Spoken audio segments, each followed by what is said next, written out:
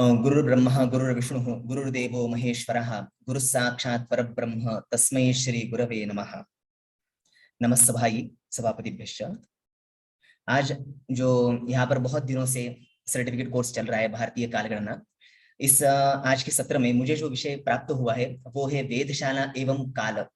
तो इसके ऊपर मैं कुछ बातें आपके सामने रखने का प्रयास करूंगा। सबसे पहले मैं एक श्लोक कहना चाहूंगा। दिनगत काला वयवा ज्ञातुमशक्या विना यतो विना यंत्रैः वक्षे यंत्राणि तस्फुटानि संक्षेपतः कदिचित्। तो ये वेद यंत्रों संबंधित एक श्लोक प्राप्त होता है जो सिद्धांत शिरोमणि में आता है। तो सबसे पहले जो आज का विषय है वो सभी के लिए एक नया विषय होता है कि बहुत सारे लोगों को वेद क्या होता है, वेद यंत्र क्या होते हैं, वेधशालाएं क्या होती है, मैक्सिमम लोग इससे अनभिज्ञ होते हैं।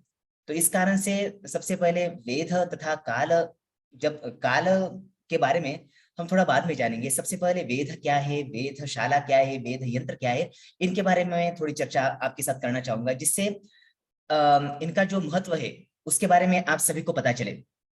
तो सबसे पहले जो यहाँ पर मेरा पॉइंट है कि वेद वेद के बारे में हम देखते हैं कि सृष्टि के उत्पत्ति काल से ही जो मानव की जिज्ञासा रही है, हम देखते हैं अभी भी छोटे बच्चों को जब हम देखते हैं तो जो चीजें उनको पता नहीं होती है उनके बारे में उनको हमेशा से ऐसा लगता है कि उनको उसके बारे में पता चले, वो एक्सपेरिमेंट हमेशा करते रहते हैं।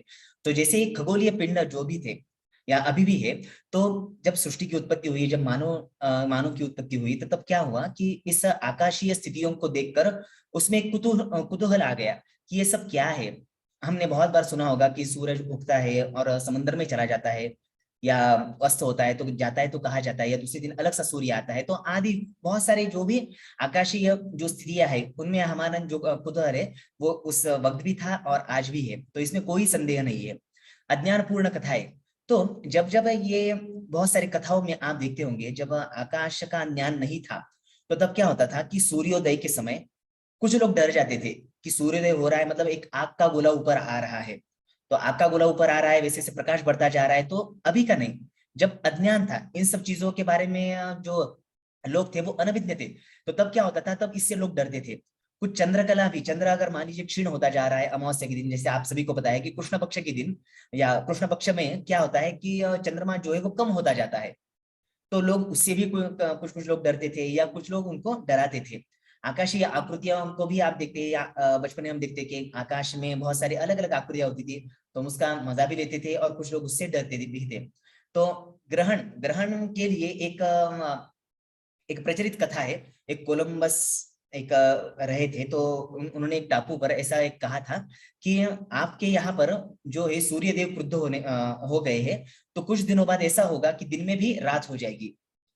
तो ऐसा तब हुआ था और सच में उस दिन ग्रहण हुआ था और वहां के उस टापू के सभी लोग डर चुके थे।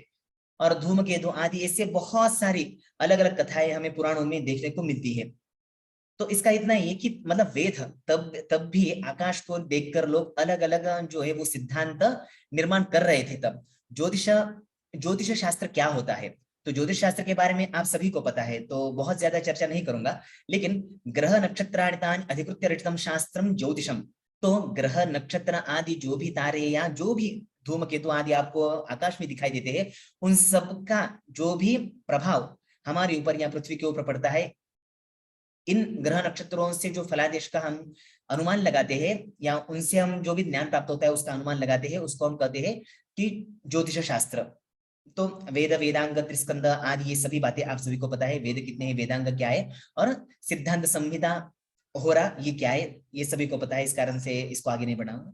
दृष्टि वेद, उसके बाद हम आते हैं दृष्टि वेद। वेद भी दो प्रकार के होते हैं। हम दृष्टि से भी वेद कर सकते हैं, ऐसा नहीं है कि हम चंद्रमा को देख नहीं सकते, या ऐसा नहीं है हम शुक्र को नहीं देख सकते, शनि को नहीं देख सकते, हम देख सकते हैं। लेकिन इन वेद यंत्रों की आवश्यकता क्यों पड़ी, इस कारण इसके ऊपर हम जाएंगे। लेकिन सबसे पहले दृष्टि वेद, तो दृष्टि वेद क्या होता था, ये अस्थिर होता था। भले ही मैं एक जगह पर अगर बैठकर किसी को एक मतलब स्थिर दृष्टि से देख रहा हूं, लेकिन वो कुछ मिनट्स के लिए होगा, लेकिन उस मिनट्स के बाद कुछ मिनट्स के बाद क्या होगा, वो जो वेद है वो अस्थिर होता जाएगा। तो अंतर्दृष्टि वेद, वेद में भी कुछ प्रकार होते हैं। तो अंतर्दृष्टि, तो अंतर्दृष्टि वेद, वेद दो प्रकार से हो सकता है। एक तो अंतर्दृष्टि, हम बहुत बार देखते हैं कि अपने अंदर झांको, ऐसा बहुत बार आता है कि वाक्य हम ऐसे यूज करते हैं। तो सब पुराने जमाने में हम देखते थे कि यम नियम आसन प्राणायाम धारणा ध्यान समाधि, ये जो आसनों के ये योग शास्त्र में आता है, तो उसमें क्या होता है, आपको अंतर्दृष्टि से आपको वेध करना होता है स्वयं का। लेकिन यहाँ पर हम जो देख रहे हैं वो बहिर्दृष्टि वेध करना है। हमें बाहर से देखना है कि आकाशीय पिंड हमें अंदर नहीं, हमें बाहर ही दिखाई देंगे, तो उसका वेध करना ही दृष्टि वेध कहलाता है। जैसे हम देख रहे हैं सूर्य एक पूरब से उग रहा है और पश्चिम में उसका अस्त हो रहा है, तो ये क्या हो रहा है, एक प्रकार का हम दृष्टि वेध सूरज के ऊपर कर रहे हैं या चंद्रमा या ग्रह नक्षत्रों के ऊपर हम करते हैं, ये हो गया दृष्टि वेध। लेकिन उसके बाद भी हमें पता चला कि हम ये दृष्टि जो है वो अस्थिर होती है, लेकिन हमें स्थिरता से वेध करना है। तो स्थिरता से जब वेध करना है तब जो है वो सटीकता ज्यादा आ जाती है। तो तब क्या होता है, तब जो होता है उसको हम कहते हैं यंत्र वेध। तो यंत्र के आधार से किया जाना बहिर्वेद है, उसको हम कहते हैं यंत्र वेद। स्पष्ट वेद की आवश्यकता क्यों पड़ी, तो वेद करने की क्या आवश्यकता है, अगर हम ऐसे कहेंगे कि आकाशीय वेद की क्या आवश्यकता है, तो भास्कराचार्य लिखा है यात्रा विवाहोत्सव जातकादो खेटै स्फुटैरेव फलस्फुटत्वम्। तो ऐसा आता है कि जो भी हम ज्योतिष में फलादेश, आप सभी को बताया ज्योतिष शास्त्र के अनुसार हम बहुत सारे फलादेश या मार्गदर्शन करते हैं लोगों को। तो उसमें मार्गदर्शन करते समय जब तक सैद्धांतिक दृष्टि से हम ग्रहों के एक्चुअल पोजीशन को नहीं जान लेते हैं, तब तक हमारा जो फलित है वो सिद्ध नहीं होगा। तो इसलिए उसकी सटीकता के ज्ञान हेतु हमें वेद करना बहुत ही आवश्यक होता है। वेद काल आज जो विषय है वेद तथा वेद काल, ये विषय, तो वेद काल में हम देखते हैं कि बहुत ज्यादा जब आकाशीय पिंडों का वेद करना होता है, तो तब सबसे ज्यादा हम जो महत्व देते हैं काल को, तो वो कौन सा काल होता है, तो एक तो सूर्योदय काल होता है। तो सूर्योदय काल में सूरज जब आता है, जैसे आगे जाकर आपको पता चलेगा कि शंकु साधन है, पलभा साधन है, बहुत सारे एक अलग अलग पद्धतियां है। तो सूर्योदय के समय में वेद काल के बारे में बहुत ज्यादा विचार किया जाता है।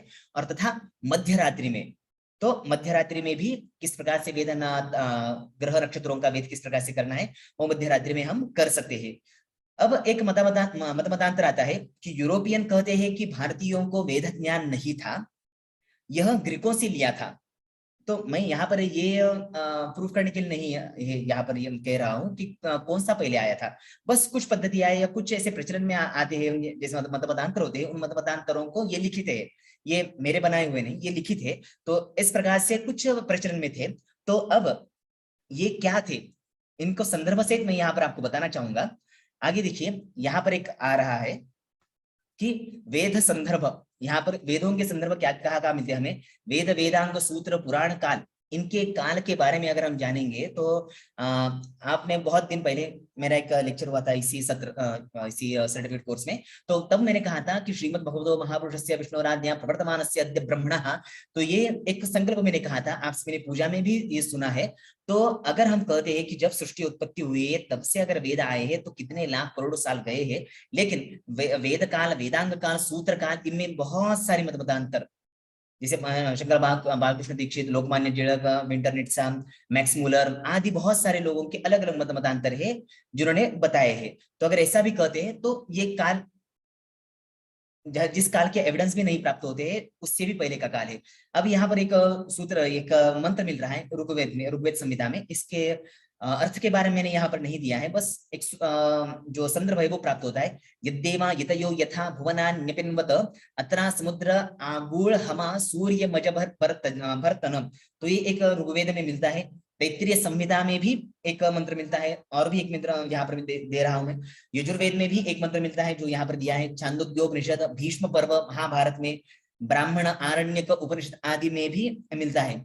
जैसे इसमें अगर हम अनुमान लगाएंगे, जैसे अगर काल के लिए अनुमान लगाया, जैसे मैंने कहा कि वेद में अगर ये मिल रहा है तो इस काल के बारे में अगर हम जानेंगे तो ये कितने पहले से वेद होता आ रहा है।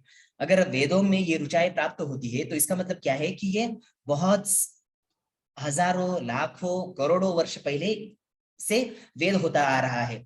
अब इसमें लॉजिक भी लगाएंगे हम, इस संदर्भों को भी नहीं जोड़ेंगे। अगर यूरोपियन, ग्रीक, भारतीय, इन सबको भी अगर हम यहाँ पर नहीं लेते, सिर्फ और सिर्फ मानव की दृष्टि को अभी भी हम जानते हैं, तो अभी भी कुछ भी चीजें हमें अगर अलग से दिखाई देती है तो हम क्या करते हैं, उसका आकलन या उसको समझने का प्रयास करते हैं। तो तब भी मानव था, तो तब भी ये हुआ ही होगा।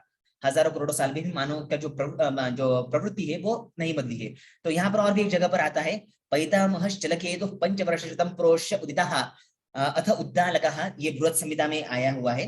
तो यहाँ पर इनका कहना है कि बताना यहाँ से ये है मुझे कि तब भी वेद के बारे में कितनी सटीकता और कितना तब नॉलेज था। जैसे काश्यप श्वेत केतु एक प्रकार का जो धूमकेतु है वो 1500 वर्ष बाद दिखाई देता है। तो उन्होंने कितना सूक्ष्म ज्ञान तब था कि 1500 सालों बाद। अब कोई तो ऐसा नहीं है कि अभी उन्होंने वेद करके रखा है और 1500 साल बाद वो देख रहे हैं कि ये वेद होता है या नहीं। उनकी स्थिति से उनको वेद करते करते उनकी स्पीड क्या है, अगर हमारे सामने से कोई जा रहा है वो इतने स्पीड से 50 किलोमीटर कब तक पहुंचेगा ये हम अनुमान लगा सकते हैं।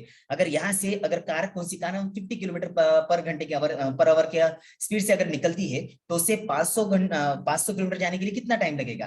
तो इस प्रकार से जो है वो पूर्व काल में भी वेद हुआ था कि ये जो पर्टिकुलर धूमकेतु है उसकी स्पीड क्या है, या पर्टिकुलर जो ग्रह है उनकी स्पीड क्या है। तो आप सभी ने इनके बारे में तो बहुत बार सुना होगा यहाँ पर कि वारा का जो सिद्धांत आया था कि उनके जो कक्षा भ्रमण जो काल काल है उनके उनके बारे में इससे पहले हुआ था। और भी बहुत सारे जो संदर्भ है आपको ग्रंथों में प्राप्त होते हैं।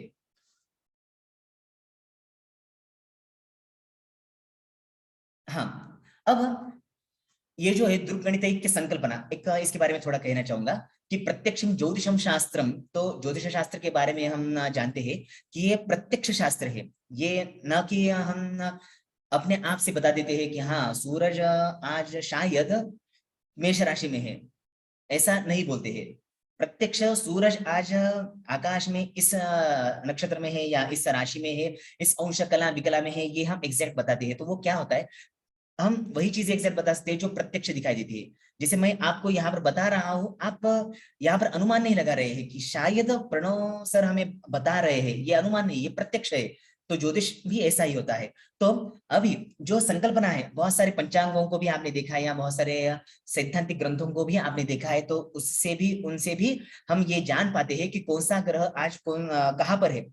लेकिन कुछ सालों बाद या कुछ ये बात ऐसा हुआ कि एग्जैक्ट जो है वो उसमें थोड़ा बहुत डिफरेंस, बहुत ज्यादा नहीं डिफरेंस आ रहा, थोड़ा बहुत डिफरेंस आ रहा है।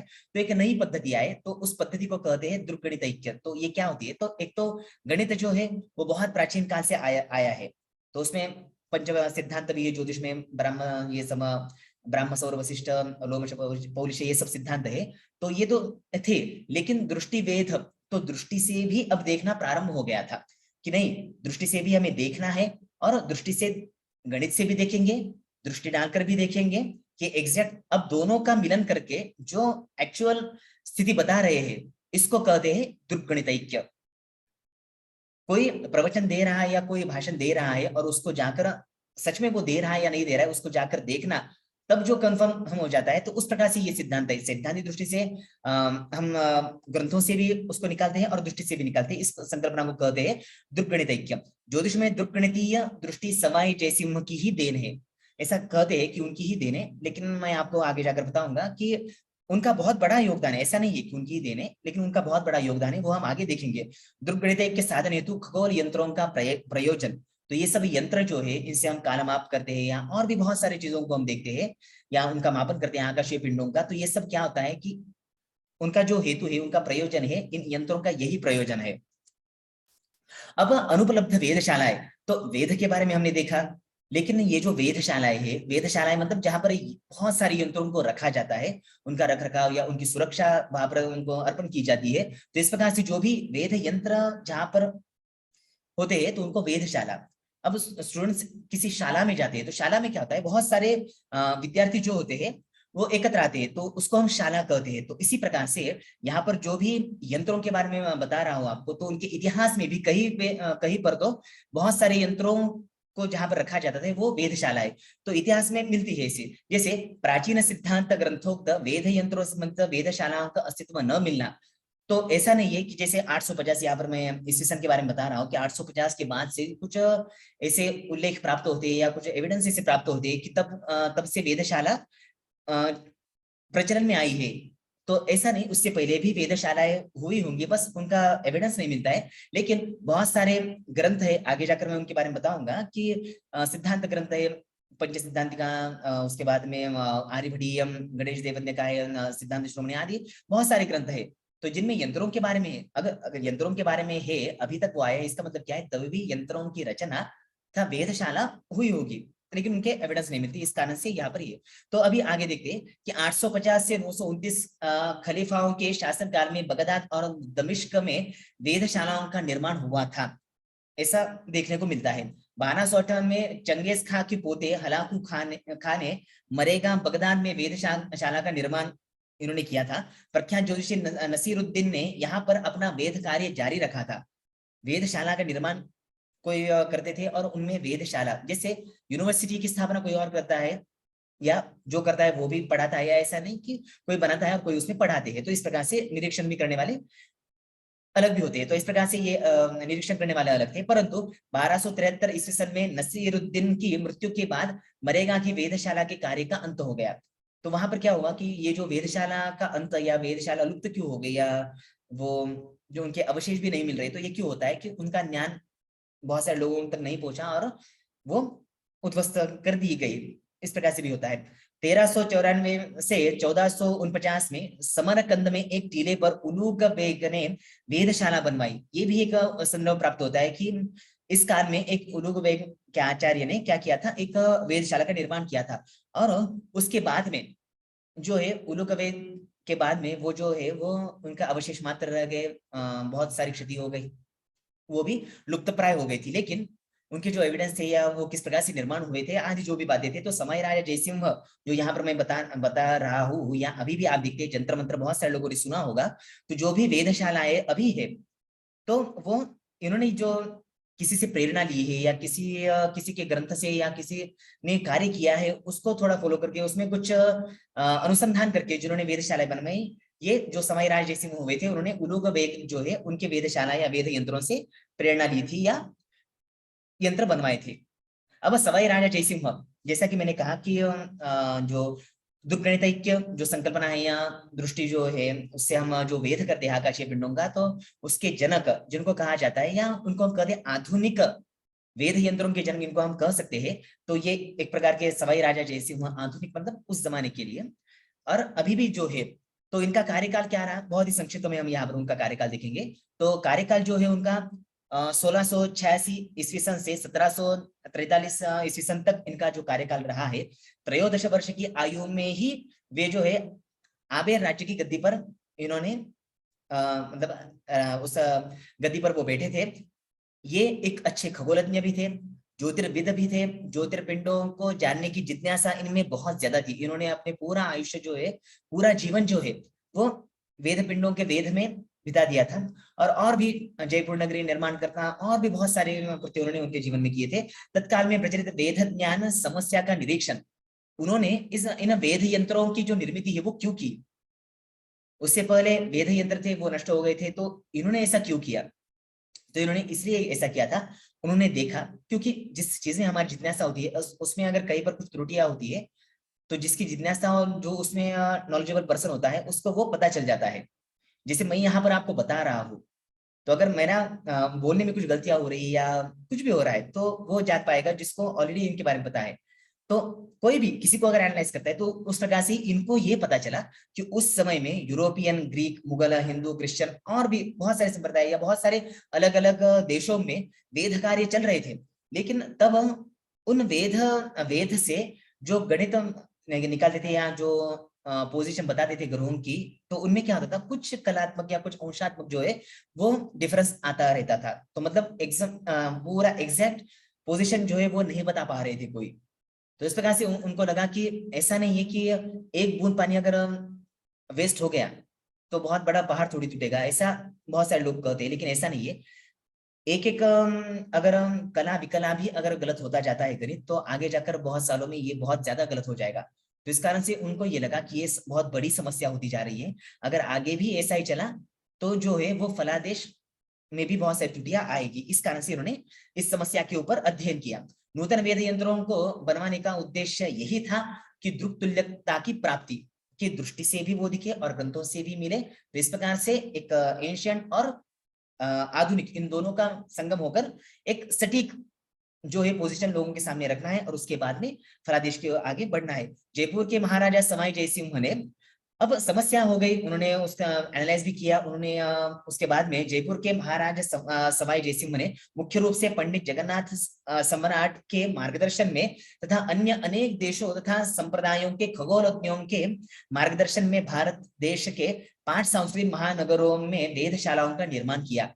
तो ये खुद ही स्वयं ही ये बहुत बड़े गणितज्ञ थे और बहुत बड़े खगोलज्ञ थे, लेकिन तभी भी इन्होंने क्या किया कि पूरे भारत में जितने भी ज्योतिषी थे उस समय में या खगोलज्ञ थे, तो उनको आह्वान किया। और जो देश विदेश में भी लोग थे, विद्वान थे, उनको भी आह्वान करके मीटिंग करके उसके बाद में इन सबको मिलाकर एक जैसे प्रोजेक्ट हम करते हैं, तो उस प्रकार से इनका ये एक प्रोजेक्ट रहा। जो उसके बाद में उन्होंने क्या किया, तो 5 जगहों पर सांस्कृतिक महानगरों पर उन्होंने वेधशालाओं का निर्माण किया।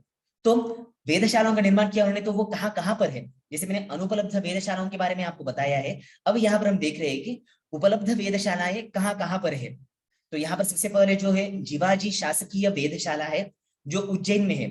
तो उनका पता भी मैंने यहाँ पर दिया है और दूरध्वनि क्रमांक आदि यहाँ पर मैंने दिए हैं, तो वो बस आपकी जानकारी के यहाँ पर दिया है। स्थापना वर्ष जो है वो जीवाजी वेधशाला जो है 1734 में इसकी स्थापना हुई थी। और इसकी स्थापना किन्होंने की थी, तो सवाई राजा जयसिंह द्वितीय। यहाँ पर जितने भी 5 आपको वेधशालाएं दिख रही है, उन सभी 5 वेधशालाओं को मैं हाल ही में 1 महीना भी नहीं हुआ है, मैं विजिट देकर आया हूँ। और इनकी स्थिति के बारे में इनके नामों के भी बारे में आप देखिए, जीवाजी शासकीय वेधशाला, ज्योतिष यंत्रालय या जंतर मंतर स्मारक, मान महल, ये जो नाम यहाँ पर मैंने दिए हैं उन वेधशालाओं की, ये आपको इंटरनेट पर भी नहीं मिलते हैं।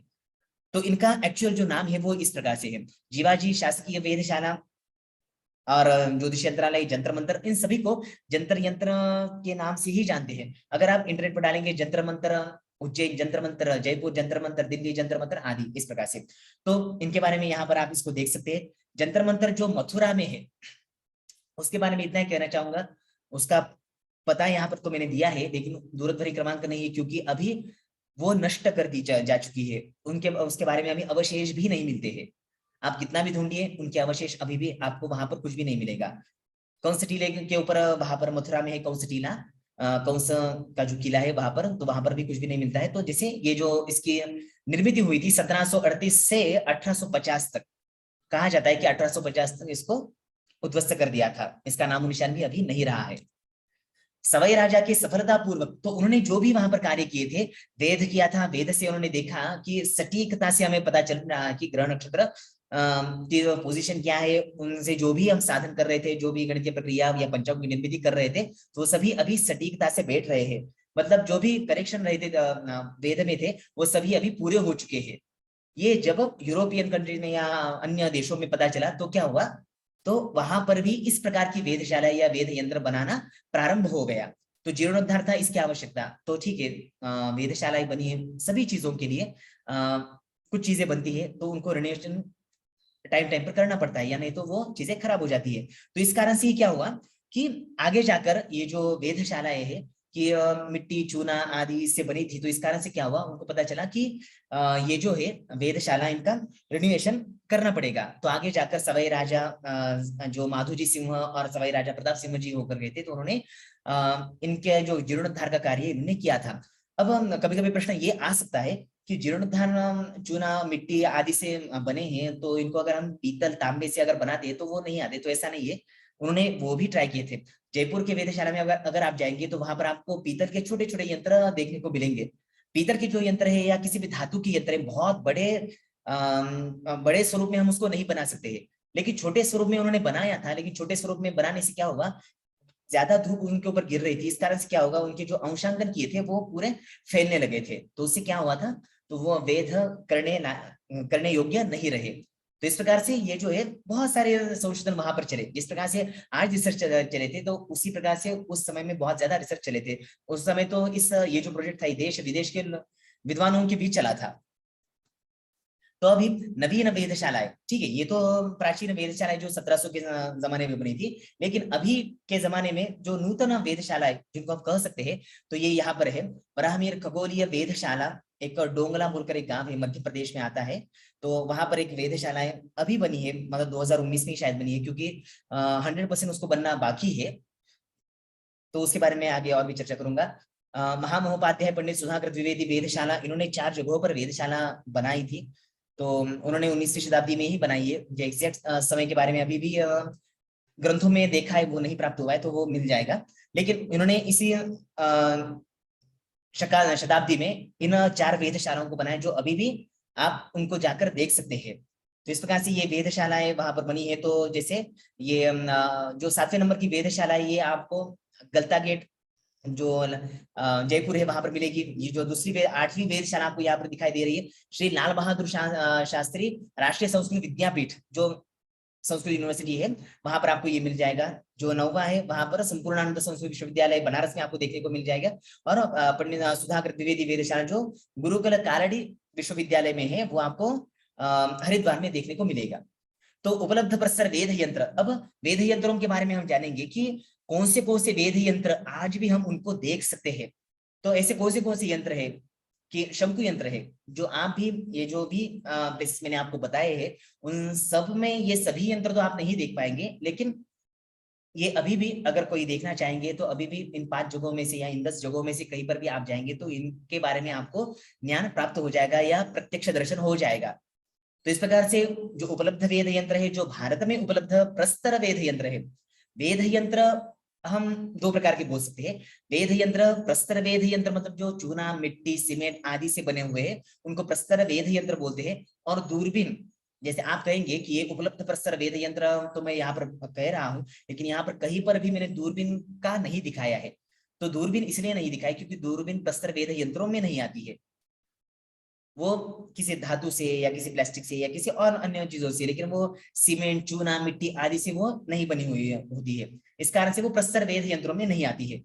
तो ये जो प्रस्तर वेद यंत्र यहाँ पर आप देख सकते हो उनके नामों को, कि शंकु यंत्र, सम्राट यंत्र, यंत्रराज, द्वादश राशि वलय यंत्र, कपाली यंत्र, क्रांति वृत्त यंत्र, षष्ठांश यंत्र, जयप्रकाश यंत्र, राम यंत्र, दिगंश यंत्र, नाड़ी वलय यंत्र, पलभा यंत्र, मिश्र यंत्र और धी यंत्र, ये सब आपको वहां पर उन वेधशालाओं में देखने को मिलेंगे। इनके बारे में थोड़ा हम जानेंगे आगे जाकर। अब यहाँ पर देखिए धूप घटिका यंत्र, तो ये धूप घटिका यंत्र इस लिस्ट में नहीं था, लेकिन इस लिस्ट में जो नाड़ी वलय यंत्र आपको दिखाई दे रहा है, यहाँ पर जहां पर मैं एरो दिखा रहा हूं, तो यहाँ पर नाड़ी वलय यंत्र है। तो इस नाड़ी वलय यंत्र के ऊपर ये धूप घटी यंत्र होता है। तो ये आगे चित्र में भी स्पष्ट होगा। इसको धूप घटिका यंत्र या इसको पलभा यंत्र भी कहते हैं।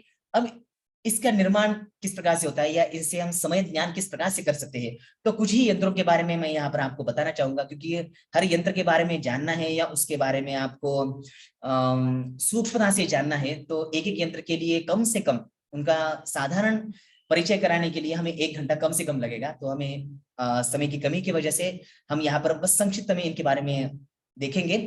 नाड़ी वलय यंत्र के ऊपर जैसे मैंने कहा कि ये यंत्र आपको यहाँ पर दिखाई दे रहा है, लेकिन ये यंत्र जो है वो आप कहीं पर जाएंगे किसी वेधशाला में, जैसे जयपुर की वेधशाला में नाड़ी वलय यंत्र एक है, उसके ऊपर ये वहां पर दिखाई देता है। तो आप अगर वहां पर जाते हैं तो आपको वो उसके प्रत्यक्ष दर्शन आपको हो सकते हैं।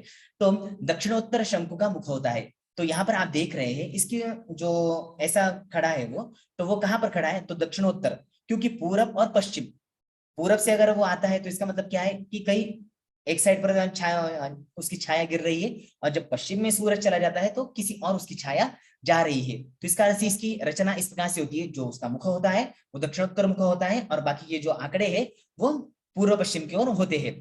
दक्षिणोत्तर शंकु का मुख ये आपने देखा। प्रमाण समय, इससे हमें काल का कौन से काल का ज्ञान होता है, तो इससे आप देखिए जो काल के बारे में यहाँ पर बता रहा हूँ। छाव के बारे में मैं यहाँ पर कहना चाहूंगा कि हम सभी लोग, ऐसा नहीं है कि वेद यंत्रों से ही 100% लोग वेद करते थे। हाँ, वेद यंत्रों से आप सटीकता को प्राप्त कर सकते हैं, लेकिन वेद यंत्रों के बिना भी आप वेद करते थे। पुराने जमाने में देखिए जब घड़ी निकली भी थी, लेकिन तभी भी बहुत सारे जगहों पर आप देखिए घड़ी उपलब्ध नहीं थी। जैसे मेरा खुद का भी कहूंगा तो मैं गुरुकुल में पढ़ा हूँ, तो गुरुकुल में मैंने देखा था, तो वहां पर घड़ी पूरे स्कूल में इतना 10-15 एकड़ जमीन इसमें एक ही घड़ी थी।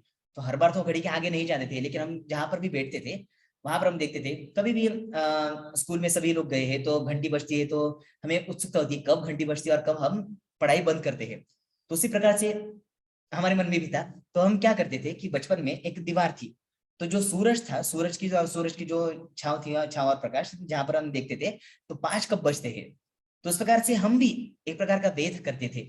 आप में से बहुत सारे लोग जो बुजुर्ग है या बुजुर्ग भी नहीं, मैं भी अभी भी कहा ही हूँ, लेकिन तभी भी आप में से बहुत सारे लोगों ने ये देखा होगा कि जब घड़ी नहीं होती थी तब हम वेद करते थे मतलब धूप से हम आज भी वेद करते हैं। जब भी सूरज पूरा सिर के ऊपर आ जाता है हम बोलते हैं कि दोपहर का समय हो चुका है, शायद 12 बजे, क्योंकि हमारी जो छाव है खुद की वो यहाँ वहां नहीं, पूरा बहुत ही छोटी हमारे ही नीचे होती है। तो इस कारण से भी हम एक प्रकार के वेदज्ञ हम भी रहते थे। तो इस प्रकार से प्रमाण समय के बारे में यहाँ पर बोल रहा हूँ कि प्रमाण समय हर देश का एक प्रमाण समय होता है। तो प्रमाण समय के बारे में हमें बहुत ज्यादा नहीं ये करना है कि जैसे हम देखते हैं कि आगे जाकर मैंने कहा कि जामनगर गुजरात 70 अंश जिसका रेखांश है और नागालैंड का 95 अंश रेखांश है, इसके ऊपर भारत देश है।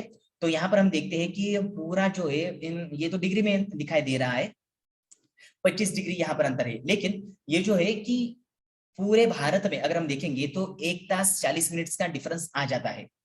तो 1 तास 40 मिनट का डिफरेंस आ जाता है। तो नागपुर में ये समय हुआ है, औरंगाबाद में ये समय हुआ है, मध्य प्रदेश में ये समय हुआ है, दिल्ली में ये समय हुआ है या कलकत्ता में ये समय हुआ है, ये नहीं होता है। हम क्या करते हैं, एक प्रमाण समय जान लेते हैं। इन पूरे इसमें 70 से लेकर 95 से इनके जो बीच का हम निकालते हैं तो उसको क्या जो प्रमाण इसको कहते हैं कि 82 अंश और 30 कला, उसका हम एक मध्य मान निकाल लिए या मध्य जो है वो अंश कला विकला हम निकाल लिए। तो वहां पर क्या हुआ, वहां से हमने क्या किया कि पूरे भारत में ये लागू हो जाएगा। सिर्फ भारत के लिए नहीं है, हर देशों में, बहुत सारे देशों में अलग अलग टाइम जोन होते हैं, अलग अलग आपने देखा है कि भारत का 5.5 जो है प्लस होता है। तो यही होता है कि ये प्रमाण वेल होता है। कि इसको मैं प्रमाण समय के बारे में क्यों बता रहा हूँ, क्यों, क्योंकि ये जो धूप घटी यंत्र आप यहाँ पर देख रहे हैं, इस धूप घटी यंत्र से हमें ये पता चलता है कि कितने बजे है, लेकिन कितने बजे है ये हमें पता चलता है उस समय, सॉरी उस जगह पर, उस पर्टिकुलर प्लेस पर कितने बजे है। जरूरी नहीं है कि अभी जो है 5:06 हुए हैं कि दिल्ली में भी 5:06 हुए हैं या औरंगाबाद में भी 5:06 या आसाम में 5:06। आप में से लोग कहेंगे नहीं ऐसा थोड़ी है, स्टैंडर्ड टाइम में वहां पर भी सेम वही है। तो वो बनाया हुआ है हमारे सहायता के लिए या हमारे जो व्यवहार है वो अच्छे से चले इस कारण से। लेकिन एक्चुअल जब हम देखेंगे धूप घटी यंत्र, अगर मान लीजिए नागपुर में कौन सा धूप घटी यंत्र है और आसाम में अगर कौन सा धूप घटी यंत्र है, तो यहाँ से अगर हम इस धूप घटी यंत्र से अगर समय देख रहे हैं तो वो समय हमें नागपुर का ही मिलेगा, हमें स्टैंडर्ड टाइम नहीं मिलेगा, नहीं हमें किसी और जगह का स्टैंडर्ड किसी और जगह का लोकल टाइम मिलेगा। तो ये जो धूप घटी है ये क्या करती है, उस लोकल टाइम को दर्शाती है। आपको वहां पर क्या करना पड़ता है, आपको कुछ संस्कार दिए हुए होते हैं वहां पर, जिसको हम कहते हैं रेखांतर संस्कार। तो औरंगाबाद से नागपुर या नागपुर से दिल्ली, दिल्ली से हैदराबाद या हैदराबाद से ये, तो कितने मिनट का डिफरेंस वहां पर आता है। तो ये एक साधन होता है जो सिद्धांत ज्योतिष में आ जाता है। तो उन सब के बारे में हम बहुत ज्यादा यहाँ पर अभी चर्चा नहीं करेंगे या शायद हो चुकी होंगी चर्चा। तो जितने अंश कला विकला ऐसे डिफरेंसेस बढ़ते जाते हैं उतने प्लस करने हैं या माइनस करने हैं, इन सब का अलग अलग साधन होता है। कौन से शहर से कौन से शहर में टाइम जो है वो पहले जाएगा या कौन से शहर में उस शहर के बाद में वहां पर टाइम होगा, कौन सी घड़ी 10 मिनट पहले। अब अगर मान लीजिए नागपुर में अभी 5:06 हुए तो कहीं पर लोकल टाइम 5 ही बजा होगा। जैसे हम इसके अमेरिका का देखते हैं कि अभी जो टाइम है अमेरिका में भी सेम वही टाइम है क्या, नहीं है। तो इस प्रकार से हमें कुछ साधन या कुछ ऐसे करना पड़ता है। धूप घड़ी यंत्र वहां पर भी आप अगर उसका निर्माण करते हैं तो वहां पर भी आपको टाइम दिखाएगी, लेकिन वो वहां का टाइम होगा। इस धूप घड़ी यंत्र का जो है दिनमान और रात्रिमान भी जिस प्रकार से घटता है, ऐसा नहीं है कि हम देख रहे हैं 12 घंटे का दिन है तो ये जो धूप घड़ी यंत्र है तो वो 12 घंटे अच्छे से काम कर देगा, ऐसा नहीं है। दिनमान जो है वो बढ़ता भी है और दिनमान जो है वो घटता भी है। इस कारण से वहां पर दिनमान अगर घटता है तो सूरज का जल्दी आना, सूरज का जल्दी जाना ऐसा भी होता है। तो तब जो है तब भी कुछ उसमें करेक्शंस होते हैं। उन करेक्शंस अगर आप उन वेधशालाओं में जाकर देखेंगे तो वहां पर आपको एक चार्ट में दिए हुए होते हैं कौन से महीने में साइन जो हमारे महीने होते हैं कि आपको सायन जो मेष संक्रमण, मकर संक्रमण आदि इससे भी आपको दिखाई देते हैं। या जिनको मेष संक्रमण आदि बातें नहीं पता होती है, तो जनवरी में आपको कितना प्लस करना है, कितना माइनस करना है इस घड़ी में, तो ये सब वहां पर दिया हुआ होता है, तो उससे आपको पता चलता है। क्योंकि अभी अगर इस घड़ी में आपको यहाँ पर दिखाई दे रहा है कि 3 बजने को है, यहाँ पर दिखाई दे रहा है इस घड़ी में जो मैं दिखा रहा हूँ यहाँ पर स्लाइड में, तो यहाँ पर 3 बज रहे हैं। लेकिन सबसे पहले मुझे जानना पड़ेगा कि जून महीना चल रहा है, जुलाई महीना चल रहा है, या मार्च महीना चल रहा है, या दिसंबर महीना चल रहा है। उसके अनुसार वहां पर नीचे कुछ तालिका दी हुई होगी, आपको वहां पर संस्कार करना है और आपको एग्जैक्ट टाइम पता चल जाएगा। ऐसा ही नहीं है, ये सिर्फ बता नहीं रहा हूं, आप वहां अगर जाएंगे तो वहां पर भी आप इसका परीक्षण कर सकते हैं। ये सटीकता से बैठते हैं। जयपुर में भी जाएंगे, वहां पर बहुत सारे मार्गदर्शक होते हैं, तो वो आपको प्रूफ करके दिखाते हैं कि वहां जो आगे जाकर मैं सम्राट यंत्र के बारे में बताऊंगा, तो किस प्रकार से वो समय ये करती है। तो इस प्रकार से ये धूपबत्ती का यंत्र हमें देखने को मिलता है। अब आगे देखते हैं हम शंकु यंत्र। तो शंकु यंत्र के भी बारे में अगर हम देखना चाहेंगे, तो यहाँ पर इसकी निर्माण पद्धति के बारे में, तो ये समतल भूमि में होता है, तो समतल भूमि किस प्रकार से देखनी है, ये सारे बातें वास्तुशास्त्र में आती है, तो उसके बारे में चर्चा नहीं करेंगे। शंकु का इतिहास, शंकु जो है वो सिर्फ और सिर्फ अभी आपको देखने को नहीं मिलेगा। शंकु जो है प्राचीन काल से भी शंकु के बारे में जो संदर्भ है हमें वैदिक काल में वेदों में भी प्राप्त होते हैं। तो क्या प्राप्त होते हैं वो मैं अभी इस स्लाइड में तो नहीं दिखा रहा हूँ, लेकिन प्राप्त होते हैं, उनका प्रमाण भी है। तो ये शंकु मतलब इतना प्राचीन काल से लेकर आज तक भी शंकु की जो उपयोगिता है वो बरकरार है। तो इस कारण से यहाँ पर शंकु यंत्र से भी हम काल के बारे में जानते हैं। तो कैसे, तो सूर्य का सायन राशि प्रवेश, तो हम इस शंकु की जो छाव है आप वहां पर देख रहे होंगे कि जो रेखा है, तो वो रेखाएं देखिए, बहुत सारी रेखाएं वहां पर दी हुई है। तो सिर्फ ऐसी रेखाएं नहीं है वो, तो ये जो छाव आप देख रहे हैं वो सुबह बहुत लंबी छाव होती है, और ऐसे करते करते करते वो छाव उसी लाइन से जाती है। तो ये जो छाव है बड़ी से छोटी छोटी होते हुए फिर पश्चिम दिशा में बड़ी हो रही है। तो वो जिस रेखा से भ्रमण करती है, उस रेखा को क्या हम कहते हैं कि जो सूर्य है, सायन सूर्य, उसका कौन सा संक्रमण चल रहा है। आपको पंचांग देखने की जरूरत नहीं है, आपको ये जानने की जरूरत नहीं है कि अभी कौन सा ये चल रहा है, कि कौन सा सौरमान से महीना चल रहा है, ये देखने की जरूरत नहीं है। या अभी जो सूर्य है वो कौन से अंश में चल रहा है, ये भी अगर इसको और भी सूक्ष्मता से देखेंगे तो ये भी पता चल सकता है।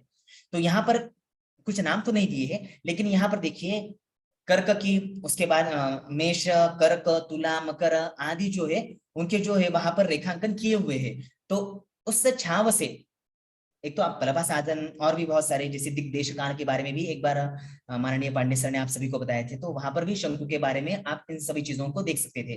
तो यहाँ पर जैसे दिनमान का विचार भी हम कर सकते हैं कि अभी जो है, अब जैसे यहाँ पर आप देख रहे हैं, तो वहां पर देखिए जो आपको दिखाई दे रही है वो छाव, वो कर्क से आगे बढ़ चुकी है। तो कर्क से आगे बढ़ चुकी है, तो यहाँ पर 6 या 7 ही है, तो इसका मतलब तुला राशि को वो दिखा रहा है। तो वहां पर अगर दिखा रहा है तो तुला राशि कब आएगी, तो कर्कायन जब प्रारंभ होता है, तो कर्कायन कब प्रारंभ होता है, जुलाई महीने में, और तुला आरंभ जब होता है तो वो सितंबर महीने में। तो इसका मतलब क्या है कि तब सितंबर महीना था। तो सिर्फ और सिर्फ इस यंत्र को देखकर ही मैं बता पा रहा हूँ, ये फोटो कब लिया है ये मुझे नहीं पता है, लेकिन तभी भी बता पा रहा हूँ कि सितंबर महीने में लिया था। और सितंबर महीने में क्या रहता है, जो दिन होता है वो छोटा होता है, सबसे छोटा दिन होता है। तो इस प्रकार से ये हमें दिखाई, सॉरी सबसे छोटा नहीं दिन होता है, विषुवत दिन हम कहते हैं। सितंबर में विषुवत दिन होते हैं, और दिसंबर महीना में सबसे छोटा दिन हो जाता है। तो वहां पर क्या है, जो दिनमान है वो एक समान हो जाते हैं विषुवत दिन। जैसे 23 सायन अगर हम देखेंगे सायन दृष्टि से, तो 23 सितंबर जो है वो दिनमान जो है वो समान होते हैं। और जो कर्कारंभ, तुलारंभ, मकरारंभ आदि से भी अलग अलग गणनाएं है कि 23 सितंबर क्या होता है, 14 से 18 जो होता है निरयन जो सूरज प्रवेश करता है, आदि बहुत सारी बातें होती है। तो इससे भी हमें पता चल रहा है, जैसे मैं इस फोटो से आपको बता पा रहा हूँ कि सितंबर महीने का चित्र है, तो तब जो है दिनमान एक समान जैसा था, तो मतलब दिन और रात्रि तब एक समान जैसी थी। तो इस प्रकार से हम काल का अनुमान लगा सकते थे, या अभी भी लगा सकते हैं। उसके बाद में एक यंत्र के बारे में बहुत ज्यादा नहीं, समय की कमी की वजह से सम्राट यंत्र के बारे में हम बहुत संक्षिप्त में जानेंगे कि सम्राट यंत्र को अगर आप वहां जाकर देखेंगे तो ये इतना बड़ा यंत्र है, इस यंत्र से बड़ा और कोई यंत्र नहीं है पूरे भारत में। तो जो प्रस्तर वेद यंत्रों के बारे में बोल रहा हूँ, ऐसा यंत्र नहीं है। इसमें भी लघु बृहत ऐसे यंत्र होते हैं। इसको ये बृहत यंत्र है जयपुर में, और जयपुर में ही उस वेधशाला में एक लघु भी यंत्र है, और अन्य जगहों पर भी लघु लघु यंत्र, लघु सम्राट यंत्र आपको देखने को मिलते हैं। इसकी त्रिज्या जो आपको यहाँ पर दिखाई दे रहे हैं, एक सीढ़ी आपको दिखाई दे रही है, और उसके बाजू में आपको ऐसा अर्धचंद्र वृत्त एक आकार दिख रहा है, तो वो उसकी त्रिज्या होती है। तो उसका भी एक साधन होता है, वो किस प्रकार से बननी है, कितनी बननी है, कैसी बननी है। ये जितना बड़ा होता है उतना ये सटीक समय बताता है, और उतने सेकंड के बारे में बताता है। जितना बड़ा होगा उतना, ये जो जयपुर का यंत्र है वो इतना बड़ा है, बहुत ज्यादा बड़ा है, इस कारण से वो 2 सेकंड्स तक हमें समय बता सकता है। तो इस प्रकार से वहां पर समय ज्ञान होता है। समय ज्ञान के लिए एएम पीएम आदि जो है, एएम मतलब सुबह 6 बजे से 12 बजे तक, रात 12 बजे से यहाँ पर रहिए, 6 घंटे का ही यहाँ पर समय ज्ञान देगा, क्योंकि ये आपको सूर्य के अनुसार अगर आप देखेंगे तो, हाँ रात्रि में भी देख सकते हैं, रात्रि के लिए आपको स्पेशल नॉलेज होना चाहिए। तो इस कारण से सूर्य की छांव देखकर आप वहां पर समय बता सकते हैं। तो वहां पर सेम धूप घटी में मैंने कहा कि आपको कुछ संस्कार करने पड़ेंगे, तो वो लोकल टाइम होता है, उसको आपको स्टैंडर्ड टाइम में आप इसको ले सकते हैं। वहां जो देखा आपने, वहां पर सेकंड्स तक नहीं जा सकते थे आप, लेकिन यहाँ पर आप सेकंड्स तक भी जा पा रहे हैं। घंटे, उसके बाद में 15 मिनट्स, उसके बाद 5 मिनट्स, उसके बाद में पर मिनट्स के बारे में, उसके बाद में उसने भी 20 सेकंड्स, 10 सेकंड्स, 5 सेकंड्स, 2 सेकंड्स, इस प्रकार से वहां पर दिया होता है। मध्याह्न में छाया, यहाँ पर भी सेम वैसे है। जब छाया किसी भी त्रिज्या के ऊपर, जो यहाँ पर चंद्राकार अर्धचंद्राकार आकृति है, वहां पर कहीं पर भी नहीं गिरती है, तब हम जान पाएंगे वहां पर मध्याह्न समय हो चुका है। ध्रुव विचार, तो यहाँ पर ध्रुव के बारे में हम देखेंगे कि जो सीढ़ियां यहाँ पर आपको देख रही है, सीधा जाएंगे तो वहां पर नीचे आप आंख लगाएंगे तो आपको ध्रुव दिखाई देगा। तो वहां पर ध्रुव भी उसी इसमें क्यों दिखाई दे रहा है, क्योंकि जयपुर के जो भी अक्षांश होते हैं, उन अक्षांशों के अनुसार ही उसका जो टेढ़ापन है वो उस अक्षांशों के ऊपर है। ऐसा नहीं कि वहां पर जैसा टेढ़ापन है सभी जगहों पर अगर वैसे ही टेढ़ापन उसको यंत्र को देंगे तो हमें दिखाई देगा, ऐसा नहीं है। जहां पर हमें ये यंत्र निर्माण करना है, उस जगह के जितने भी अक्षांश है उसके अनुसार ही उस यंत्र का जो झुकाव है, या उस यंत्र का जो उन्नत भाग है, वो उस प्रकार से होता है। ध्रुव ज्ञान ये हो गया। क्रांति ज्ञान, इससे हमें क्रांति ज्ञान भी होता है कि उत्तर क्रांति है या दक्षिण क्रांति है, ग्रह नक्षत्रों का क्या है, ये सभी बातें उससे हमें पता चलती है। वेद के बारे में बहुत ज्यादा चर्चा करेंगे तो बहुत ज्यादा समय, तो इसके बारे में हम चर्चा नहीं करेंगे। और भी थोड़े यंत्रों के बारे में आपको बताना चाहूंगा कि राशि वलय यंत्र, इन राशि वलय यंत्रों से आप 12 राशियों के बारे में देख सकते हैं कि कौन सी राशि कब उदित हो रही है। एक साधन होता है, उन साधनों के बारे में आप बहुत सारे ग्रंथ अगर आप पढ़ेंगे तो उन ग्रंथों में दिया होता है कि आप कौन से समय में, साल में, कौन से दिन, कौन से समय, कौन से मिनट्स में आपको उस यंत्र के जो नीचे दिए हुए है वहां पर आपको आंख लगानी है, जिससे आपको पर्टिकुलर एक ग्रह, एक तारा, या जिसका भी आपको साधन करना है, वेद करना है, तो वो वहां से अगर आपको दिख जाते तो वो क्लियर हो जाता है कि वो उस राशि में उस दिन है। ये वहां पर आज भी प्रूफ कर सकते हैं आप। तो इस प्रकार से ये यंत्र देखिए, 12 राशियों की यंत्र सेम डायरेक्शन में ऊपर या नीचे नहीं हुए हैं। हर किसी के जो है डिग्री कम ज्यादा वहां पर की हुई है। तो इस प्रकार से ये द्वादश राशि वलय ये यंत्र होते हैं, ये सिर्फ और सिर्फ आपको जयपुर को देखने को मिलेंगे। उसके बाद में नाड़ी वलय यंत्र, जैसा कि मैंने कहा कि धूप घटी यंत्र है, धूप घटिका जो यंत्र है वो आपको नाड़ी वलय यंत्र के ऊपर दिखाई देगी। तो ये यहाँ पर देखिए, मैंने वहां पर एक एरो भी दिखाया है, ये धूप घटिका यंत्र आपको सेम वहां पर दिखाई दे रहा है। और ये जो बड़ा दिखाई दे रहा है यहाँ पर, ये नाड़ी वलय यंत्र होता है। इससे भी आपको क्रांति के बारे में आपको पता चलता है। ये 6 महीना यहाँ ऐसे ऐसे भाग है इसके, 6 महीना ये भाग काम करेगा तो 6 महीना ये भाग करेगा। अब कौन सा भाग किस समय में कौन से इसमें काम करेगा, ये बहुत बड़ा सिद्धांत है। तो इसके बारे में भी ये 6 महीने काम करते हैं। उसके बाद में क्रांति वृत्त यंत्र भी आता है। तो क्रांति वृत्त यंत्र से आपको क्रांति के बारे में पता चलेगा। ये जो है एक प्रकार के चूंटे के जैसा है, चंचू यंत्र जैसा। तो इसको भी हम घुमा सकते हैं, मतलब जैसे जो वेद करने के लिए आते हैं सबको वो परमिशन नहीं होती है, तो उसको घुमा कर दशम भाव किस प्रकार से लाते हैं आदि, बहुत सारे एक प्रकार के 4 भावों को ये दर्शाता है। तो इनमें भी अंशांकन खुदे हुए रहते हैं कि किस प्रकार से हमें आकाशीय पिंडों को साधन करना है और उनको हमें क्लियर करना पड़ता है।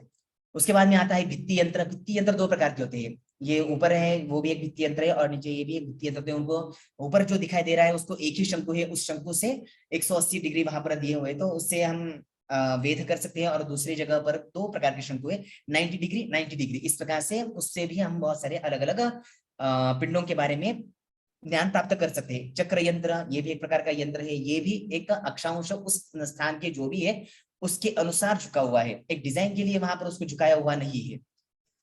दिगंश यंत्र, ये यंत्र होता है, इससे आपको बहुत सारे अलग अलग दिशाओं का ज्ञान होता है, मतलब सॉरी 4 दिशाओं का ज्ञान होता है, लेकिन सटीकता के लिए। जैसे आपको पता है कि अगर हम कहेंगे कि सूरज पूरब से उगता है या पूरब से सनराइज होता है, तो हमें पता चलता है कि हमेशा 100% मतलब एग्जैक्ट पूर्व से ही सूर्योदय नहीं होता है।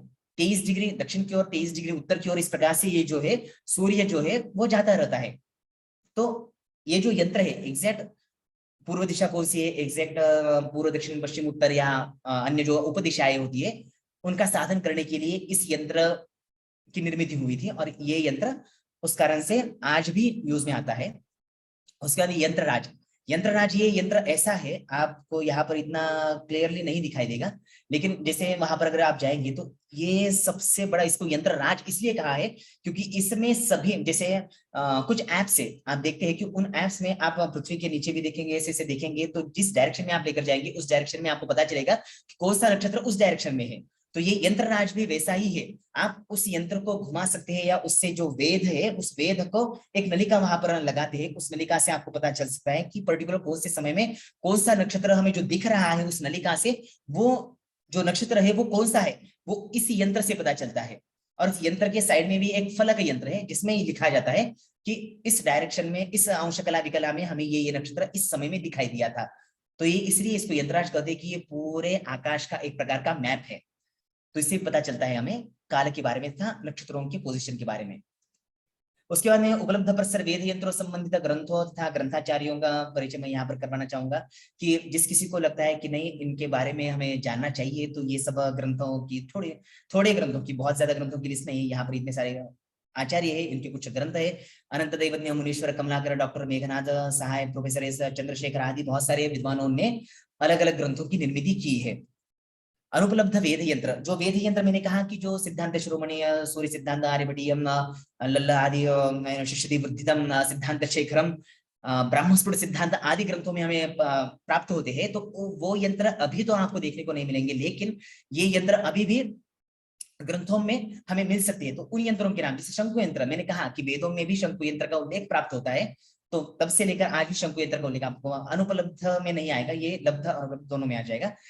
ये घटी यंत्र, धूप घटी, धूप घटी गोल यंत्र, घटिका यंत्र, घटी यंत्र अभी आपको बहुत ज्यादा जगहों पर नहीं देखने को मिलता है, थोड़े जगहों पर आपको देखने को मिलेगा, लेकिन कुछ यंत्र है जो ग्रंथ में दिखाई देते, लेकिन यहाँ अभी देखने को नहीं है। धूप घटी गोल यंत्र, घटिका यंत्र, स्वयं वह यंत्र, फलक यंत्र, यष्टि यंत्र, सर्वतो भद्र यंत्र, ध्रुव भ्रम यंत्र, प्रतोद यंत्र, नाड़ी वलय यंत्र, जो पुराने जमाने में कुछ उसकी पद्धति अलग थी, उस पद्धति के अनुसार बना हुआ यंत्र नहीं देखने को मिलता है। चक्र यंत्र, यष्टि यंत्र और भी अन्य यंत्र भी होते हैं जो अभी अनुपलब्ध है, अभी आपको देखने को वो नहीं मिलते हैं। अनुपलब्ध प्रस्तर वेद संबंधित जो भी ग्रंथ है, कुछ ग्रंथ जिन ग्रंथों में आपको ग्रंथों में ही सिर्फ उल्लेख मिलेगा, प्रत्यक्ष में नहीं, तो ऐसे ग्रंथ है सिद्धांत श्रोमणी, आप देख सकते हैं सिद्धांत सुंदरम, सूर्य सिद्धांत आर्यभटीयम, शिष्यदेवृद्धम, सिद्धांत शेखर, ब्राह्मण सिद्धांत और परामीराचार्य, गणेश देवज्ञ, अनंत देवज्ञ आदि बहुत सारे आचार्यों ने अनेक ग्रंथ लिखे हैं जिसमें वेद यंत्रों के बारे में हमें ज्ञान प्राप्त होता है। प्रसर वेद यंत्रों का सत्य स्थिति, तो अभी जैसे मेरा एक अनुभव रहा है कि इतना प्राचीन ज्ञान है, या इनके बारे में आज भी हम देखते हैं, तो पंचांगों की निर्मित इन यंत्रों से की जाती है। आज भी वहां पर जाते हैं तो पंचांग आपको उस यंत्रशाला के आपको दिखाई देते हैं, या वो पब्लिश भी करते रहते हैं। तो इसका मतलब क्या है कि वो आज भी, अगर हम प्रश्न ऐसे करेंगे कि ये तो 1700 के जमाने में बने थे, तो अभी भी ये इनकी प्रासंगिकता है, या सिर्फ और सिर्फ ये एक म्यूजियम में जैसे रखे हैं वैसे ही है क्या? ऐसा नहीं है। आज भी अगर उनके उपयोग से अगर पंचांगों की निर्मित हो रही है, और उन पंचांगों के अनुसार हम हमारे जो धार्मिक कृत्य है या हमारा जो सैद्धांतिक विषयों को हम अगर कर रहे हैं और उनसे फरादिश कर रहे हैं, इसका मतलब क्या है, उनकी आज भी जो प्रासंगिकता है ये प्रूफ हो जाती है। तो जो मैंने भी वहां जाकर प्रयास किया कि वहां जाकर मैं खुद देखूंगा, प्रत्यक्ष देखूंगा कि सच में इनकी प्रासंगिकता है या नहीं है, क्या है। तो उनके बारे में थोड़ा आपके साथ चर्चा करना चाहूंगा, 5 ही मिनट चर्चा करना चाहूंगा कि जीवाजी शासकीय वेधशाला जो उज्जैन में मैंने कहा था, तो वहां जाकर मैंने देखा कि वहां की जो यंत्र है सभी के सभी सक्षम है। यहाँ पर सबसे पहले मैं ये कहना चाहूंगा कि यहाँ पर मुझे, मेरा जो मोटिव है किसी को ब्लेम करना या किसी को ये करना, ये मेरा मोटिव नहीं है। बस मेरा ये कहना है कि ये जो नॉलेज है, इस नॉलेज को हमारे ऋषि मुनियों ने या उन्होंने आज भी उसका जतन करके अगर रखा है, आज भी वो है, तो वो जो धरोहर है हमारी, उनका नॉलेज हमें हमें आना चाहिए और आगे भी इनके ऊपर हमें क्या करना चाहिए, ये सब बातों को हमें ध्यान में रखना चाहिए। यह सब ध्यान में रखकर जो भी यहाँ पर मैं बता रहा हूँ, वो बस मेरे मन में एक उस बात का दुख हुआ कुछ बातों को देखकर, तो वही बातें मैं यहाँ पर शेयर कर रहा हूँ। इसका मतलब ये नहीं है कि किसी को मुझे ब्लेम करना या किसी को, ऐसा नहीं है। तो वेद सक्षम यहाँ के जो यंत्र है वो सभी के सभी वेद सक्षम है। मार्गदर्शक की वहां पर कमी मुझे दिखाई दी। वहां पर है अच्छे अच्छे विद्वान भी लोग, ऐसा नहीं है कि वहां पर विद्वान नहीं, बहुत सारे विद्वान भी लोग हैं, लेकिन वहां पर जो मार्गदर्शन, या शायद जिस दिन मैं गया था उस दिन जो मार्गदर्शन वहां पर दे रहे थे, तो थोड़ा इतना अच्छा नहीं था, या ऐसा भी हो सकता है कि लोगों को उतना अवेयरनेस नहीं रहता है, तो मार्गदर्शक भी है वो थोड़ा ऊपर ऊपर से बता देते, तो इस प्रकार से। और वहां से पंचांग निर्मिति होती है। तो ऐसा लगा कि वहां पर अच्छे अच्छे मार्गदर्शक आने चाहिए, और मार्गदर्शक भी वहां पर बढ़ेंगे जब लोग वहां पर जाना बढ़ जाएगा। तो इस प्रकार से ज्योतिष यंत्रालय जो जंतर मंत्र जयपुर में देखा है मैंने, तो वहां पर सबसे अच्छी जो स्थिति वेद यंत्रों की आज भी दिखाई देती है वो जयपुर में दिखाई देती है। वहां पर जो है वेद यंत्र जो है वो सभी के सभी सक्षम स्थिति में है। आज भी वहां पर सभी यंत्रों से हम वेद अच्छे से कर सकते हैं। मार्गदर्शक दर्शकों की वहां पर प्रचुरता है, एक से बढ़कर एक मार्गदर्शक वहां पर है। इवन उनके चर्चा भी चलती है कि कौन से अक्षांश में कौन से देश आते हैं, कौन सी जगह आती है, कौन से रेखांश में क्या है, उनके वाद विवाद भी वहां पर चलते हैं, जैसे मेरे सामने हो रहे थे। तो इसका मतलब क्या है, वो वाद विवाद मतलब वो एक पता चल रहा था कि उनका नॉलेज है वहां पर, और वो एक दूसरे को बता रहे थे। तो इस प्रकार से वहां पर मुझे देखने को मिला, और वहां पर भी पंचांग की निर्मिति होती है। जंतर मंत्र स्मारक जो दिल्ली का मैंने देखा है, वहां पर मुझे जो है वेद के लिए वो जो यंत्र है वो अक्षम दिखे, जिनसे वेद होना थोड़ा थोड़ा नहीं मुश्किल लगा। वहां के जो अधीक्षक है एक लवकुश सोनी बोलकर उनका नाम है, तो वो प्रयास कर रहे हैं। जितना भी मैं यहाँ पर बोल रहा हूँ, इन सभी के जो अधीक्षक है वो प्रयास कर रहे हैं कि उन वेदशालाओं का जतन कैसे करें, उनका संरक्षण कैसे करें और संवर्धन कैसे करें। लेकिन तभी भी जो अभी की स्थिति है उनके बारे में बता रहा हूँ कि अभी के लिए तो अक्षम है, लेकिन उसका रिन्यूएशन भी चल रहा था अभी जब मैं गया था। मार्गदर्शन वहां पर नहीं मिल रहे हैं, जो जिसकी मुझे कमी लगी, तो वो वहां पर होने चाहिए। और यंत्रों पर बहुत सारे लोगों का ये बहुत ही मतलब एक गंदी आदत होती है कि कोई भी धरोहर दिख जाता है तो वहां पर कुछ सिंबल्स लिख देते हैं। तो ये यहाँ पर हमें दिखाई दिया, तो वो बहुत ही गलत लगता है कि वहां पर कुछ ना कुछ लिखाई देते हैं कि मैं यहाँ पर आया था, या मेरा ऐसे ऐसी स्टोरी है, ऐसे ऐसे वहां पर कुछ यंत्रों के ऊपर दिखाई दिए। तो वो नहीं करना चाहिए, क्योंकि इनका नॉलेज जैसे बढ़ेगा, अवेयरनेस जैसा बढ़ेगा, तो ये सब ऑटोमेटिकली कम हो जाएगा। जंतर मंत्र मथुरा जो मैंने कहा कि उनके अवशेष भी अभी नहीं मिल रहे हैं। वहां पर कुछ टुकड़े मिलते हैं कि किसी चीज के टुकड़े वहां पर किए, लेकिन मैंने बहुत देखने का प्रयास किया, लेकिन कोई भी टुकड़ा मुझे ऐसा नहीं दिखा कि वो वेद यंत्र का ही होगा। मतलब इतने बारीक बारीक वहां पर हम जो अवशेष मुझे प्राप्त हुए थे। तो इस प्रकार से जो मथुरा की वेदशाला है वो तो 100% पूरी की पूरी नष्ट हो चुकी है। मानमहल जंतर मंत्र जो बनारस में बना हुआ है, वहां पर भी मार्गदर्शक नहीं है, लेकिन वेदशाला जो है वो बहुत ही अच्छी सिचुएशन में है। अभी भी वहां पर वेद चलता है, और थोड़े कुछ यंत्र है जो क्षतिग्रस्त हुए हैं, वो आगे जाकर रिनोवेशन उनका होने से वो और भी अच्छे हो जाएंगे। वराहमिहिर खगोलीय वेधशाला जो डोंगला में मैंने देखा है, भी ये प्राइवेट वेधशाला है, तो उसमें वेधशाला अच्छी बनी हुई है। जो कंस्ट्रक्शन है वो 100% तो नहीं अच्छा बना है, लेकिन बन जाएगा। कोरोना की वजह से उन्होंने, जितना मुझे वहां पर इंफॉर्मेशन मिली, कि कोरोना की वजह से वहां पर आना जाना लोगों का नहीं हुआ, इस कारण से वहां पर पैसों की कमी की वजह से वहां पर ये हुआ। तो ये जो है वेद यंत्र फिर से अच्छे से बन जाएंगे, और वेद करने योग्य और काल को जानने योग्य ये वेद यंत्र फिर से बन जाएंगे। वराहमिहिर खगोलीय वेधशाला डोंगला, इसके बारे में बहुत ज्यादा दुख है। जैसे मथुरा की वेधशाला के बारे में दुख है, वैसे वराहमिहिर खगोलीय वेधशाला जो डोंगला जय सॉरी डोंगला नहीं, गलता गेट जो जयपुर में यहाँ पर देख रहे हैं, तो ये वेधशाला जिसके फोटोज भी है, लेकिन ये बनी हुई है, अच्छी बनी हुई है, लेकिन अब इसके ऊपर किसी का भी ध्यान नहीं है। तो वहां पर पेड़ आ गए या बहुत सारे वहां पर वो सब खराब हो चुका है, लेकिन अभी भी वेद यंत्र वहां पर है, लेकिन कोई भी उसको नहीं देखता। एक प्रकार का खंडर बन चुका है जो अच्छा रेडी है, लेकिन अभी भी खंडर जैसा हो चुका है। वराहमिहिर वेधशाला आदि ये सब बातें यहाँ पर मैं इसलिए कह रहा हूँ, और सामान्य विचार भी इनके बारे में कहूंगा। तो विद्वानों की कमी या सामान्य लोगों में इसकी रुचि की कमी आना, या धन की कमी होना, संरक्षणकर्ताओं में वेदाचार्य जो उनका नहीं रहना, तो ये सब जो है ये विषय था आज वेद तथा काल के बारे में। तो कहना इतना ही था कि वेद इतना प्राचीन काल से हम कर रहे हैं, या इनके जो यंत्र है इसके बारे में बहुत सारे रिसर्च होने के बाद ये ज्ञान हमारे सामने रहा है। लेकिन उसके बाद में हम जो है काल के बारे में, ठीक है घड़ी आ चुकी है, कंपास आ चुका है, ये सारी बातें आधुनिक आ चुकी है, लेकिन तभी भी प्राकृतिक जो भी पद्धतियां होती है उनको हमेशा अलग रखना चाहिए, और अप्राकृतिक जो पद्धति अवधि उनको अलग रखना चाहिए। तो इस कारण से इनका संरक्षण का संवर्धन भी होना चाहिए और अलग प्रकार से हमें कालों के बारे में ज्ञान प्राप्त होना चाहिए। तो इस कारण से आज का शायद मुझे लगता है कि ये विषय उसी कारण से था कि काला ये तस्मै नमः आदि जो भी बातें यहाँ पर बहुत दिनों से चल रही थी, तो आज मुझे ऐसा लगता है कि ये कुछ अलग बातें आपको देखने को मिली है कि काल इस प्रकार से भी, जो काल का मेजरमेंट है वो इस प्रकार से प्राचीन काल में या वैदिक काल से भी हुआ करता था। ये बातें मैंने आपको यहाँ पर बताने का प्रयास किया। तो इतना ही कहकर मैं यहाँ पर मेरे वाणी को विराम देता हूँ और मुझे ये संधि प्राप्त कराने हेतु मैं दोनों संस्थाओं के प्रति धन्यवाद अर्पण करता हूँ। जय हिंद, जय महाराष्ट्र, जय तो संस्कृतम, जय तो भारतम।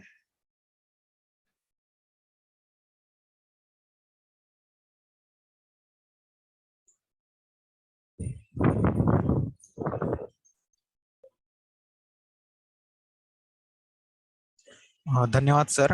आपने वेद यंत्रों के विषय में बहुत ही अच्छे से सुष्ठु रूप से उसका प्रतिपादन किया और निश्चित ही सभी जो प्रतिभागी है इससे बहुत ही प्रसन्न एवं संतुष्ट हो गए आज के इस सत्र से। और इसी के लिए मैं आपका सभी आयोजकों तथा विश्वविद्यालय तथा रत्नागिरी उपकेंद्र के पक्ष से आपका पुनः एक बार आभार व्यक्त करता हूँ। उसी के साथ यहाँ पर उपस्थित सभी प्रतिभागियों का जिन्होंने बड़े ही विनम्रता से और ध्यान से इस व्याख्यान को श्रवण किया, उन सभी का भी मैं यहाँ पर आभार व्यक्त करता हूँ। इसी के साथ आज के इस सत्र को हम यहाँ पर शांति मंत्र से विराम देंगे।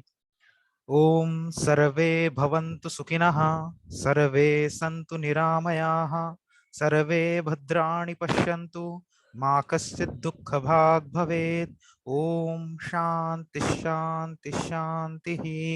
कल पुनः हम 4:30 बजे यहाँ पर उपस्थित होंगे और आप सभी से अनुरोध है कि इसी संख्या में, इसके अतिरिक्त और भी हमें संख्या ज्यादा दिखनी चाहिए कल, ऐसी हम आशा करते हैं। और कल का हमारा जो है वह इस सत्र, इस मतलब कालगणना सर्टिफिकेट कोर्स का अंतिम जो है वो सत्र होगा, उसके बाद हमारा समापन सत्र होगा। तो निश्चित ही सभी लोग 4:30 बजे समय पर कल उपस्थित होंगे, ऐसी मैं आशा करता हूँ। तब तक के लिए सभी को धन्यवाद। पुनर्मिलामः।